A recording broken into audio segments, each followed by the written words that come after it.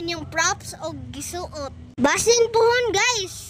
Buligan sa panahon. Maka-apel day ko ani. Mo experience jud ko ani pohon. Kay pa makaibaw ko unsa ka kapoy nga inyong gibati karon. Kapoy og lingaw. Maka-proud pud kayo ang mo apil aning street dancing sa Sandugo sa Tagbilaran City, Bohol. Salot kaninyong tanan. Pagkahuman na mog tan-aw ni guys. Perti na namong lingawa. Kay na free ang kalsada. Walay mga truck, motor, tricycle. Nagpataka-taka na lang miglabang ana sa mall. Kay baw mo guys, nag-atbang ning mga mall sa Tagbilaran. Alturas, atbang na Unitap. Ang pikas nga pultahan, City Square. Sa City Square pod, ang pikas atbang Bikyo. Pikas atbang sa City Square, naapoy shoppers. Inig-abot pod ni Mos Bikyo, naapod sa kilid, ang Altasita. Sa pikas pod, naa ang Louis Vuitton. Malakaw gamay, ang Louis sa Galeria.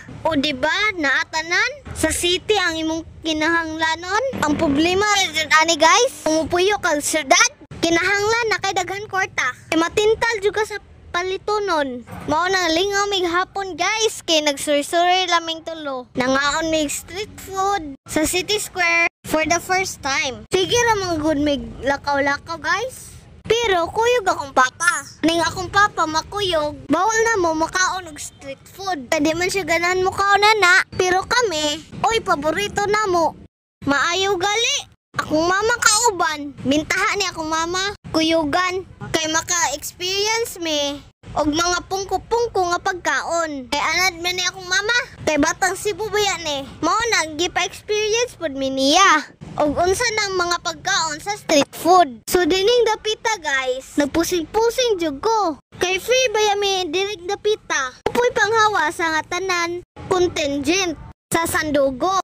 Muad yung gipaabot guys. Mamahuman silang tanan. Mulabay diring dapita ba? So mauni, ang mga tao nagkayagaw, tabok-tabok.